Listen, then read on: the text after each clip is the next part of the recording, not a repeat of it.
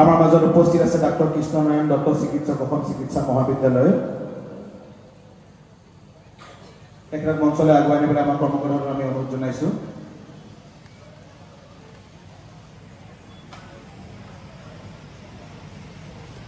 ছাৰক আমাৰ ছাত্ৰ সন্থাৰ তৰফৰ পৰা তথা উদযাপন সমিতিৰ তৰফৰ পৰা আমাৰ শ্ৰদ্ধা জ্ঞাপন কৰিবলৈ অনুৰোধ জনাইছোঁ। তেখেতক এখনি ফুলাম গামোচা এটি স্মাৰক আৰু এটি জাপিৰে আমাৰ শ্ৰদ্ধা জ্ঞাপন কৰিবলৈ অনুৰোধ জনালোঁ।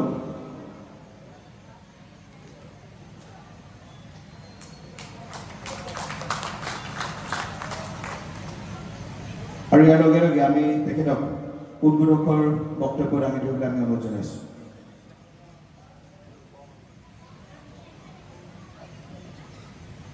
কৃষ্ণ শান্তকারা ভুজাগশয়না পদ্মনাভম সুরেশম विश्वधारा गगन सदृशा मेघवर्णं शुभंगा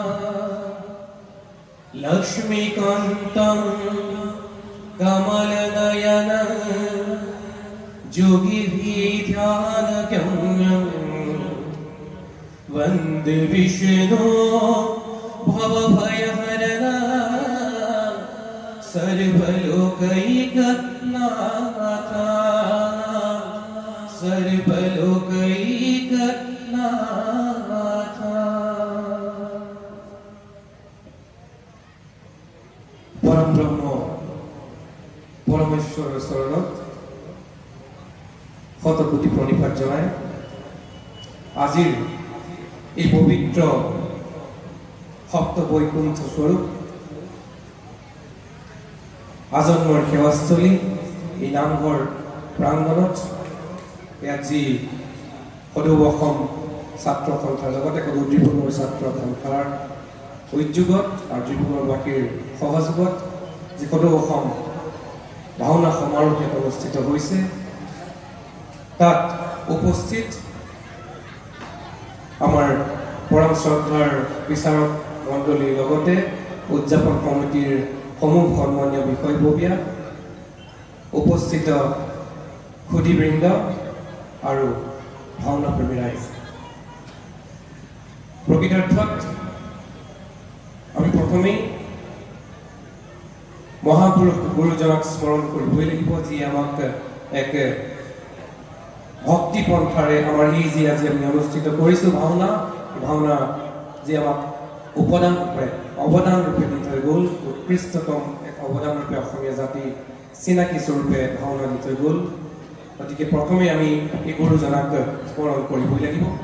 জয় গুৰু শংকৰ সৰ্বগুণাকৰ যাকে নাহি কেউ পাম তোহাৰি শৰণ ৰেণু কত কোটি বাৰে কৰিব প্ৰণাম বাৰে কৰিব প্ৰণাম। গুৰুজনাই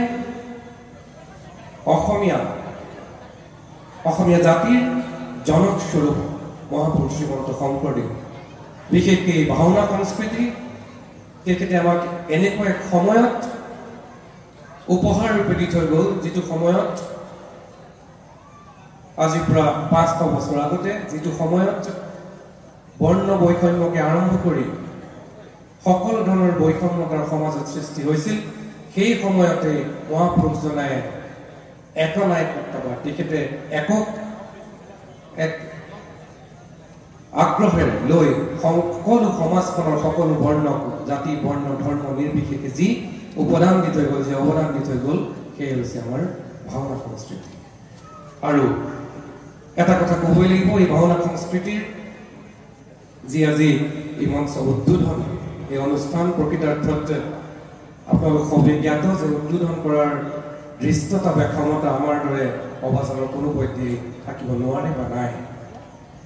ভাওনা উদ্বোধন হয় আপোনালোকে শ্ৰীনমস্য ব্যক্তিসকলে জানি আমাৰ পূৰ্বৰংগ গায়ক বাইনৰ দৰে গুৰুজনাই দি থৈ যোৱাৰ দিনতেই ভাওনা উদ্বোধন হয়। কিন্তু তথাপি উদ্যোক্তাসকলৰ আৰু মোৰ পৰম শ্ৰদ্ধাৰ উদ্যোক্তা মণ্ডলীৰ আদেশক্ৰমে আপোনালোকৰ সন্মুখত এই কিঞ্চিত নিয়ম ভাগ কৰিবলৈ বুলি আগবাঢ়ি আহি বেছি সময় বিশেষকৈ এতিয়া কথা শুনাৰ সময় নহয়, আমি ভাওনালৈ আগবাঢ়িব লাগিব।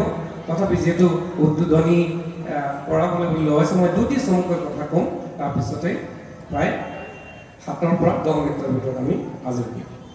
প্ৰথম কথা হ'ল, আমি যদি ভাওনা লৈ আহোঁ, ভাওনাত গুৰুজনাই কিছু আমাক হয়তো উপহাৰটো হয় নেকি অসমীয়া জাতিৰ বাবে, অসমীয়া জাতি চলিবৰ বাবে, নিজৰ চিনাকি দিবৰ বাবে ভাওনা হ'লে উৎকৃষ্টতম নিদৰ্শন। বিশ্বৰ দৰবাৰত নিজক চিনাকি দিবলৈ হ'লে অসমীয়া সংস্কৃতিৰ যি উৎকৃষ্টতম নিদৰ্শন, য'ত গীত, বাদ্য, নৃত্য আৰু তাৰ লগতে অভিনয়ৰ দৰে সমাহাৰ ঘটাই আমাক যি ভাওনাৰ দৰে পৰিপুষ্ট অংগ প্ৰয়োজনাই আমাক উপহাৰ দি গৈছে, তাক আমি চৰ্চাও কৰিব লাগিব, পৰম্পৰাৰূপে ধৰিও ৰাখিব লাগিব। কিন্তু আমি কিছু ক্ষেত্ৰত সচেতন হ'ব লাগিব।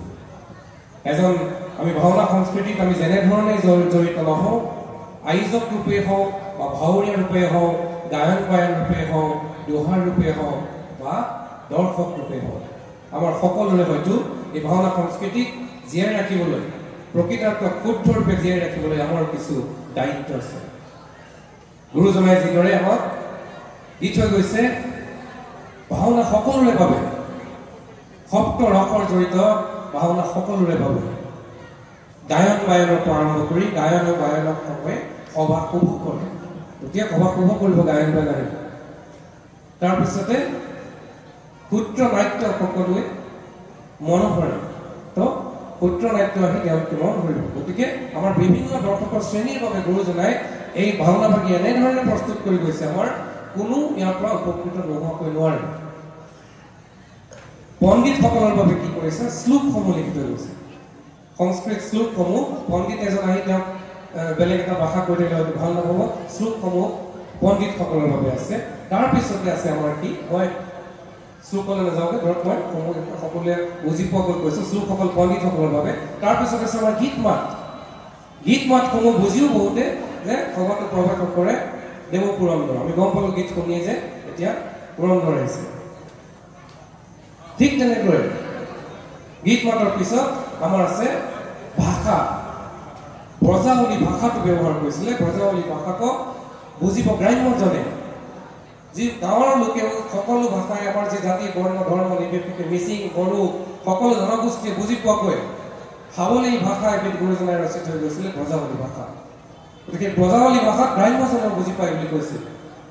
আৰু তাৰপিছতে কৈছে সুমুখা দি বুজে অৰ্থমধ্যজনে।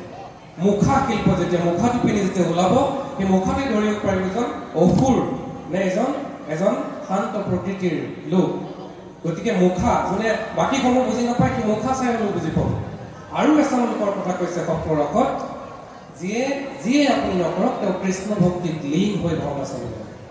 শুদ্ধ অশুদ্ধ একো বিচাৰ নকৰি কৃষ্ণ ভক্তিত লীন হৈ ভাওনা চাব লাগে। গতিকে পণ্ডিতজনৰ পৰা আৰম্ভ কৰি অৰ্থমূৰ্খজনৰ পৰা আৰম্ভ কৰি অকল কৃষ্ণ ভক্তিত লীন হোৱাজনলৈকে সকলোৰে বাবে গুৰুজনাই আমাক ভাওনা সংস্কৃতি দি গৈছে। গতিকে এই ভাওনাৰ পৰা যদি আমি শুদ্ধ মানে শুদ্ধ চিত্তে চাবলৈ আহোঁ, গতিকে উপকৃত নোহোৱাৰ বা বুজি নোপোৱাৰ কোনো থলেই নাই। কিন্তু সেই হিচাপতে আমাৰ ভাওৰীয়াসকলৰ কিছু ইয়াত অৱদান থাকিব লাগিব। ভাওৰীয়াসকলৰ কিছু ইয়াত অৱদান আছে, কিছু তেওঁলোকৰ কৰণীয় আছে।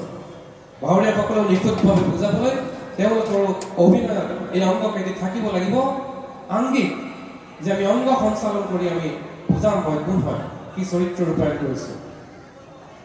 বাচিক, আমি মুখেৰে যি কথা কওঁ, এই কথাৰ সুৰ, কথাৰ ধৰণত আমাৰ গাঁৱতে গম পাই যাব লাগিব যে এই বাচিক অভিনয়ৰে আমি কি বুজাব খুজিছোঁ। আহাৰ্য, আমাৰ ৰূপসজ্জা, সাজসজ্জা, কেশসজ্জা, এই সকলোৰ জৰিয়তে আমি ফুটি উঠিব লাগিব যে আমাৰ চৰিত্ৰটো কি ৰূপায়ণ কৰিব খুজিছোঁ। আৰু শেষত অতিকৈ প্ৰয়োজনটো হ'ল আমাৰ সাত্বিক। সাত্বিকটো থাকিব লাগিব। তাতো আমাৰ তাৰ অৱদান কিছু আছে, উপাদানসমূহ সেই ক'বলৈ নাযাওঁ, কিন্তু তাতো মই সাহসতে কৈছোঁ আপোনাৰ থাকিব লাগিব। যিটো সময়ত আমাৰ কঁপনি উঠিব লাগিব, ট্ৰেম্বলিং থাকিব লাগিব। যিটো সময়ত আমাৰ অশ্ৰু হ'ব লাগিব, সেই অশ্ৰু আমাৰ সুখৰো হ'ব পাৰে, দুখৰো হ'ব পাৰে। যিটো সময়ত আমাৰ অৱচেতন মানে আমাৰ যিটো change of voice, change of face colours আহিব লাগিব, আমাৰ মুখৰ বৰ্ণ বৈষম্যতা আহিব লাগিব। সেইটো সময়ত সেই যদি সকলো উপাদানেৰে আমি নিজৰ চৰিত্ৰটো ৰূপায়ণ কৰিব পাৰোঁ, তেনেহ'লে দৰ্শকক ধৰি ৰাখিব নোৱাৰে, প্ৰশ্ন আহিব নোৱাৰে। কিন্তু আজি আমি আহি সৰু গুৰুজনাৰ যি প্ৰথম চিহ্ন যাত্ৰা ব্ৰজাৱলী ভাষাত যি কেৱল চিহ্নত ৰূপায়ণ কৰিছিল ভাওনা, এই ভাওনা আহি আজি আমাৰ মাতৃভাষাৰ ভাওনাৰ পৰা আহি আজি আমাৰ এই বিশেষ প্ৰতিযোগিতামূলক ভাওনাত আমি উপনীত হৈছিল। আমি চাব লাগিব অসমীয়া কুদি সমাজ তথা সকলো কিছু সাৱধান হ'ব লাগিব, যাতে এই প্ৰতিযোগিতামূলক ভাওনাত আমি আগবাঢ়ি যাওঁতে ভাওনাৰ যিটো সাত্বিকতা, যি ভাওনাৰ বাকী নাটকৰ সৈতে যি পাৰ্থক্য, সেই হৈছে আধ্যাত্মিকতা বা ভক্তিবোধ। সেই আধ্যাত্মিকতা বা ভক্তিবোধ কিছু পৰিমাণে হয়তো কেতিয়াবা আমি অকণমান ভাল কথা দেখিবলৈ পাওঁ নেকি, এইটো এটা মহান প্ৰশ্ন। আমি গুৰুজনাৰ পৰম্পৰা ৰাখিব লাগিব, কিন্তু শুদ্ধ আৰু নিখুঁতভাৱে ৰাখিব লাগিব। পৰিৱৰ্তন আহিবই, সমাজত যেতিয়া আগুৱাই যাব পৰিৱৰ্তন আহিবই। এসময়ত দোলাৰ পৰা আজি গাড়ী আহিলে আহিবই, কিন্তু আমি সেই সোমাই অহাৰ নিয়মটো আমি ভাওনাত যেনেকৈ আৰম্ভ কৰোঁ, নাট মেলাৰ পৰা আৰম্ভ কৰি আমাৰ আখৰা হয়, বৰ আখৰা হয়, ভাওনা হয়, নাট সামৰা হয়, সেইসমূহ আমি অনুকৰণ কৰি চলিছোনে? আমি যি ভাওনাৰ বাবে পৰিৱেশন কৰিবলৈ যাওঁতে যেনেদৰে আমি লঘোণে ভকে থাকি শ্ৰদ্ধা ভক্তিৰে আগবাঢ়ি গৈছোঁ, সেইসমূহ আমি কৰিছোনে? আমি নৱপ্ৰজন্মক যেতিয়া ভাওনা শিকাইছোঁ, আমি যদি ভাওনা চাবলৈ আহিছোঁ, আমি ইয়াৰ পৰা এটি বাৰ্তা ঘৰলৈ লৈ যাব লাগিব। গতিকে সেই বাৰ্তাসমূহ আমি যাতে লৈ যাব পাৰোঁ। আমি ভাওনাখন গুৰুজনাৰ বৈষ্ণৱ ধৰ্মী ভাওনা, গতিকে ইয়াত মূল যিটো আহিলা লৈ যোৱা, ঘৰলৈ লৈ যোৱা যিটো টেক হোম মেছেজ, সেইটো থাকে দুষ্টক দমন, সন্তক পালন। গতিকে সেই বস্তুটো আমি যদি বুজি পাওঁ, আমি লগত লৈ অহা কণমানিসকলক যদি সেইটো শিকাওঁ যে চোৱা ভাওনাখনৰ কি হ'ল, অকল দৈত্যৰ প্ৰৱেশটো চাই মনোৰঞ্জনভাৱে ভাওনাখনক চালে নহয়, তাৰ যি শেষত যিটো ক'বলৈ কৈছে গুৰুজনাই, গোটেই ভাওনাভাগীৰ পৰা যিটো তত্ত্ব, যিটো মৰেল অফ দ্য ষ্টৰী, সেইটো আমি টেক হোম মেছেজটো ঘৰলৈ লৈ গৈ আমি যদি এইদৰে গুৰুজনাৰ সংস্কৃতিত প্ৰকৃতাৰ্থত লৈ আগবাঢ়িব পাৰোঁ, তেনেহ'লে এইদৰে ভাওনা সংস্কৃতি চিৰযুগমীয়া হৈ ৰ'ব আৰু অসমীয়া জাতিৰ চিনাকি স্বৰূপে বিশ্বৰ দৰবাৰত আজি যেনেকৈ কৰাইছে, সেইদৰে আমাক চিনাকি দি সদায় গুৰুজনাৰ সংস্কৃতিৰ জৰিয়তে দি আমি বিশ্ব দৰবাৰত ভাওনা সংস্কৃতিৰ জৰিয়তে দি আমি হয়তো এক অসমীয়া ৰূপে নিজকে গৌৰৱবোধ কৰি চিনাকি দিব পাৰিম। বিশেষকৈ আকৌ সমূহ কৰ্মকৰ্তালৈ পুনৰ শুভেচ্ছা জনাইছোঁ। আমাক এই অভাজনক এই গধুৰ দায়িত্বভাগি দিয়াৰ বাবে আমি সৌভাগ্যৱান, গৌৰৱান্বিত উপলব্ধি কৰিছোঁ। সকলোলৈকে শ্ৰদ্ধা ভৰা প্ৰণিপাত জনাইছোঁ। সমূহ ভাৱৰীয়া আৰু দললৈ আমাৰ আন্তৰিক শ্ৰদ্ধা তথা শুভেচ্ছা নিবেদন কৰিছোঁ। আৰু এইদৰে যেন আমি সকলোৱে মিলি অসমীয়া ৰূপে ভাওনা সংস্কৃতি আগত লৈ চিনাকি দিয়া হৈ যাব পাৰোঁ। জয়টো ভাওনা সংস্কৃতি, জয় গুৰু শংকৰ। আমি পুনৰবাৰ ডাক্তৰ কৃষ্ণনাৰায়ণ দত্ত ছাৰক ধন্যবাদ জ্ঞাপন কৰিছোঁ। ইতিমধ্যে তেখেতে মঞ্চ উদ্বোধন কৰিলে আৰু আমি ছাৰক তেখেতক আসন গ্ৰহণ কৰিবলৈ অনুৰোধ জনাইছোঁ। আৰু ইয়াৰ লগে লগে দ্বিতীয় দিনাৰ প্ৰথমখনি নাট